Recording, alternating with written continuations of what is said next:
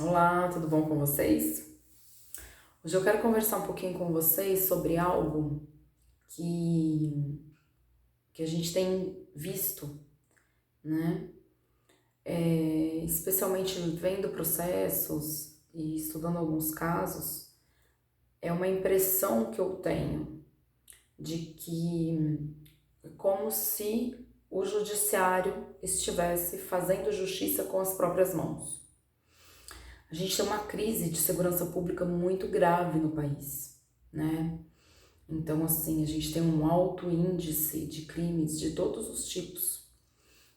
E isso não é de agora, isso vem de vários anos. Quando eu estava na academia de polícia, 2012, isso, começo de 2012, a gente já tinha conhecimento deste fato, desta crise de segurança pública que existe no país.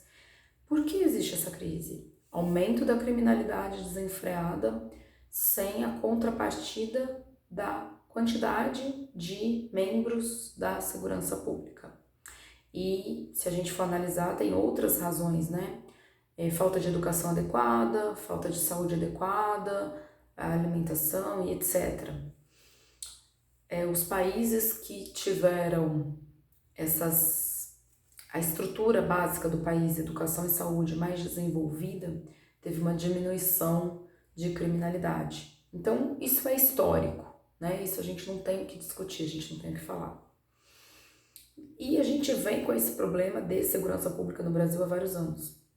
Então, a impressão, como operador do direito, a impressão que a gente tem é de que o judiciário, cansado de ver isso acontecer, cansado de ver essa situação da sociedade, cansado de ver o crime tomando conta, resolveu fazer justiça com as próprias mãos. Gente, pelo amor de Deus, vamos deixar bem claro que é uma impressão que eu tenho. Ela pode não ser real. Pode ser que as decisões que a gente tem lido e tem visto não tem nada a ver com isso, é uma mera coincidência, tá? Como eu disse, isso é uma impressão que eu tenho. Eu e algumas outras pessoas, né? Então a gente vê casos assim, que faltam provas e as pessoas são condenadas. A gente vê casos que seriam um crime de bagatela, que a gente chama, que é onde ele é mínimo, é um potencial ofensivo mínimo. É menor que o chamado crime de menor potencial ofensivo. É um caso irrisório, exemplo. Exemplo claro, furtou a barra de chocolate, vai. Furtou um pacote de macarrão, que a gente já viu também um caso assim. Furtou, sei lá, uma caneta, tá? Não que eu tenha visto nenhum caso assim, mas que furtou uma caneta. Eu tô dando exemplos para que seja entendido o que é um crime de bagatela. E as pessoas estão sendo condenadas algumas vezes a um tempo razoável. A gente vê muitos casos que, de acordo com a lei, a pessoa poderia iniciar o cumprimento da pena em regime semiaberto ou aberto, entretanto, inicia-se o cumprimento da pena em regime fechado. A gente vê alguns casos em que o que a gente chama de dosimetria da pena, que é o cálculo que se faz da pena, poderia ter se fixado na pena mínima, que a gente chama de pena base, entretanto, fixas já com um determinado aumento, né? A gente vê casos em que se leva-se em consideração as agravantes, mas não se leva em consideração as atenuantes que tem em relação àquela pessoa, né?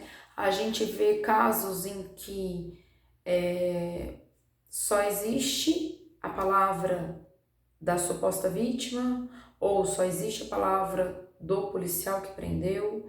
Então, assim, não tem testemunhas, não tem outros meios de prova que deveriam ter e que são possíveis de existir, né? Então, a gente vê muitas coisas assim acontecendo nos dias de hoje. E a impressão que eu tenho é que isso é uma resposta para a sociedade. Como a sociedade estava cansada do índice de criminalidade, como a sociedade vem brigando por uma segurança pública maior, né? E não está tendo porque os nossos governantes têm falhado nisso. Então, o judiciário se viu de mãos atadas e falou assim, não, a gente tem que fazer alguma coisa. Não que tenha havido essa combinação, não é nada disso, gente. É uma impressão que eu tenho, sabe? Que, tipo assim, são as consciências dos juízes, as consciências dos jurados, as consciências de quem está com o poder de atuar ali naquele caso. Diante da inércia da segurança pública, diante da inércia dos nossos governantes, a gente não pode continuar de braços cruzados, a gente precisa fazer alguma coisa. E eu acredito que então é uma resposta que o judiciário está dando para a sociedade. Então talvez algumas pessoas realmente compreendam dessa forma e ajam dessa forma com o intuito mesmo de dizer para a sociedade, olha, nós aqui do judiciário não esquecemos de vocês, entendeu? E aí, como é que a gente analisa essa situação? O que a gente pensa diante disso, né? Eu também faço parte da sociedade, eu também quero uma sociedade segura, mas eu tenho muito medo, e se fosse com alguém que eu conheço a fundo? E se fosse com alguém da família, né? E se fosse com alguém que a gente ama? E eu tenho muito medo disso, né? Porque assim, o direito penal do inimigo é lindo, a teoria, do meu ponto de vista, mas a gente precisa ter pré-estabelecido quem é o nosso inimigo, né? E a gente não tem isso em lei no Brasil. No Brasil nós não temos uma lei estabelecendo quem é o nosso inimigo para que as leis sejam exacerbadas em relação a essa pessoa. Então eu pergunto, quem é o inimigo da sociedade? O inimigo da sociedade é aquele que descumpre a lei? E quando eu tomo conhecimento de fatos que absolvem a pessoa e eu ignoro, porque a minha convicção pensa diferente, eu também não estou agindo contra a lei? E quando eu tomo conhecimento de fatos que inocentam a outra pessoa, que é mais ou menos o que eu acabei de falar, também não estou agindo contra a lei? Então, assim, são reflexões que eu tô fazendo aqui, tá? O meu intuito aqui não é julgar ninguém, o meu papel não é esse. O meu papel é fazer as pessoas pensarem. Eu falo isso na minha página, no meu Facebook o tempo inteiro.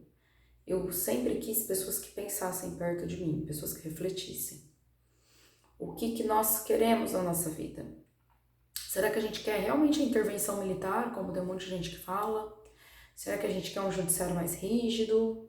Será que a gente quer que as leis sejam cumpridas? E aí as leis têm que ser cumpridas para todo mundo, não é? Né? Será que a gente quer a implantação do direito penal do inimigo no Brasil? Quem é o nosso inimigo? O que nós queremos? Nós queremos governantes mais rígidos? Nós estamos cansados da impunidade? Será que é isso que está acontecendo? E aí eu vou só finalizar com a seguinte pergunta: e se fosse você? E se você estivesse sob julgamento, como é que você iria querer essa resposta? Você também iria querer algo mais rígido ou você iria querer que a nossa Constituição fosse respeitada ao máximo? Então, são algumas reflexões que eu faço. Eu não estou dando resposta para nenhuma delas. Quando a gente estuda a língua portuguesa, a gente estuda a argumentação, e quando a gente defende um argumento e uma tese, eles falam que a gente é obrigada a dar respostas para as perguntas que a gente faz. Eu, no meu papel aqui, eu não dou resposta nenhuma. Pelo menos não nesse momento. Eu só faço perguntas. Perguntas para que todos nós pensemos no assunto, tá certo? Então, um pouquinho de reflexão aí. O que é que nós queremos para o nosso futuro? Nós queremos um judiciário duro, rígido. Nós queremos que a Constituição seja respeitada na íntegra. Nós queremos um judiciário garantista. O que é que nós queremos? E uma segurança pública? A gente quer uma segurança pública truculenta? A gente quer uma segurança pública pacificadora? Como é que a gente quer o nosso futuro? E o que é que nós estamos fazendo para que esse nosso futuro chegue da forma como estamos pedindo? Reflexões, mais reflexões. Um beijo grande. Não se esqueça de se inscrever no meu canal e tocar o sininho para você receber as notificações dos próximos vídeos. e até a próxima.